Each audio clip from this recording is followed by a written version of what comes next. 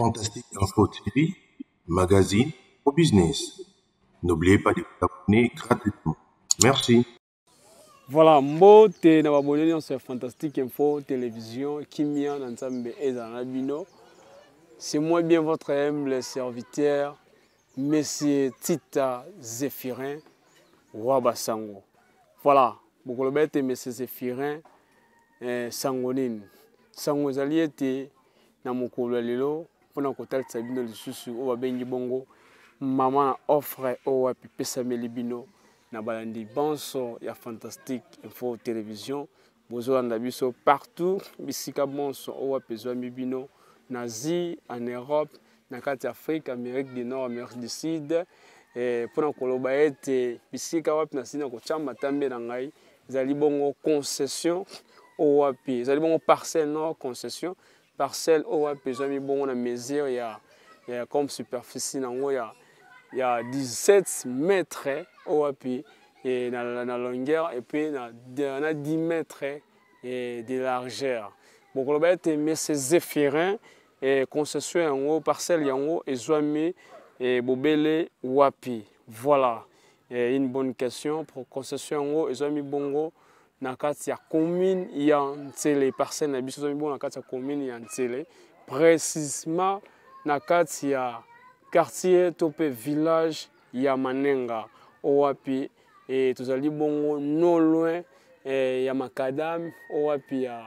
ya boulevard Ekeiti na nzela ya Sanda oyo suki na côté ya mine maison ba maison o wapi ya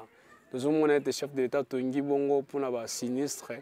yango wapi pa wapi biso tosisi na kochama tambe na biso voilà bozomona ete ezali place moko ezali isolé te parce que aux alentours parcelle na biso ezwami bongo na bao babengi bongo ba voisins bazali ezali déjà quartier moko déjà ezali bongo habitable o wapi population ezali o wapi tozomona ete centre de santé ezali pe en face na biso ya monene eza pe na kati ya fonction bokoloba lisusu ete ezali distance makasi na Makadam non mpona kotalisa bino te soki obwaki ngambo na miso na balabala okoremarke ete na ngambo kuna na mosika tutoka balabala bamoto lolenge kani ezoleka c'est-à-dire eza deuxième parcelle troisième parcelle après Makadam c'est-à-dire que olongo na Makadam première deuxième troisième parcelle ne pa wapi biso tozali okoloba ete wapi yango wapi nazotambola na kati ya parcelle yango oyo ezwami bongo na kati ezali bongo na mise en valeur ata moko te kasi mise en valeur oyo tomoni awa ya mwa motuya ezali bongo arbre fruitier na nkombo ya safutier oyo wapi tomoni mpe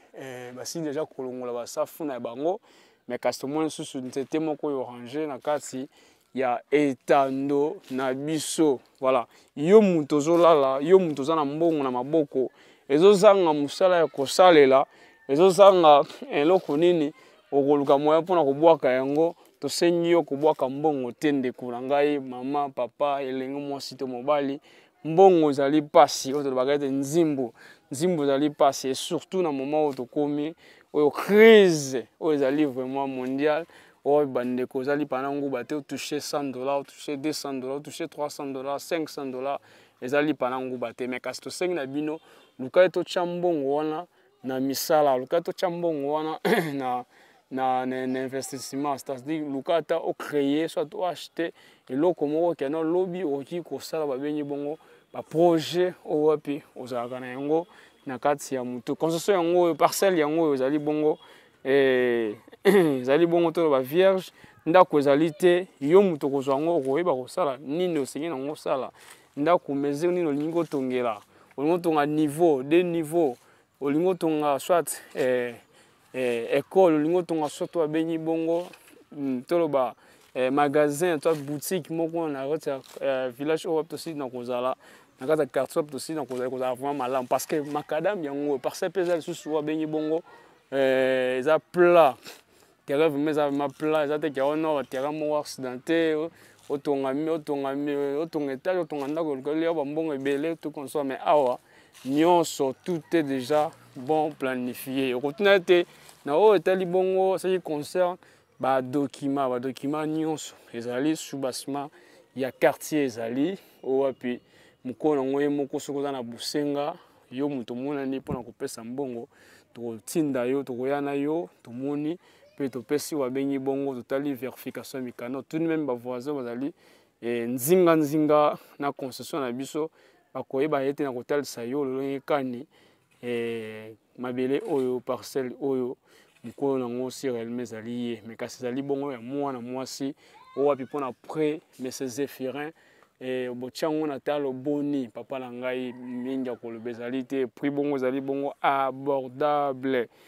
prix ezali bongo abordable yango nazoloba ete mbongo mokie elobwaka yango osala n'importe qui n'importe quoi somba luka ete olona yango na mabele parce que mabele epolaka te lelo soki otiango mise en valeur osala yango clôture ekozala motuya mingi mpe lobi soki oza na besoin ya koteka yango revendre yango encore prix ekozala différent na oyo wapi osombelaki prix ezali bongo na $1600 à discuter mais kasi discutable discuter yango ezali bongo na prix moko ya kolongola kaka mokie ya kolongola ebele te babi $1600 c'est-à-dire oza na 1400 na yo oye 1500 na yo oye ozwi terrain na yo mais kasi na biso ete $1600 oyo wapi parcelle na biso esili na kosimbama mpona koteka yango mais kasi tokotalisa bino lisusu ete mesure ezali bongo 17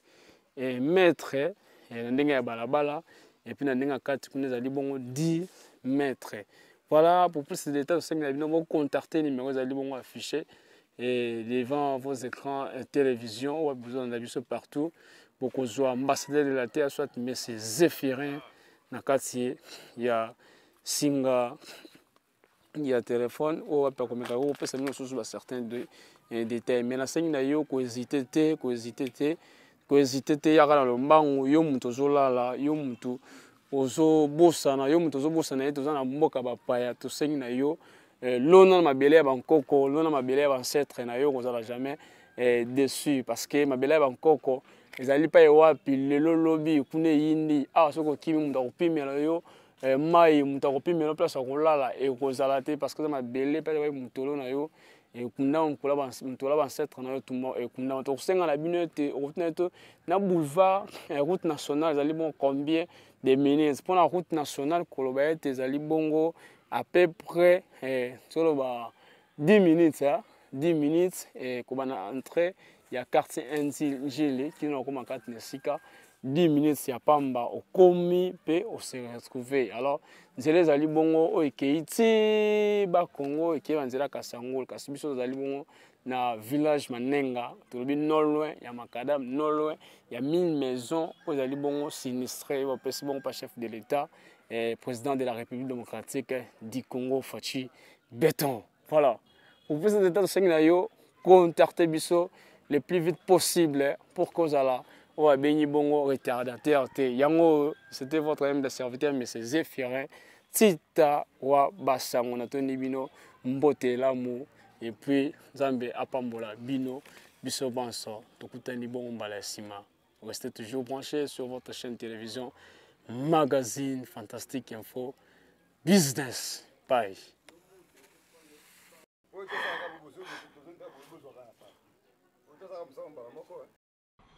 Fantastique Info TV, magazine au business. N'oubliez pas de vous abonner gratuitement. Merci.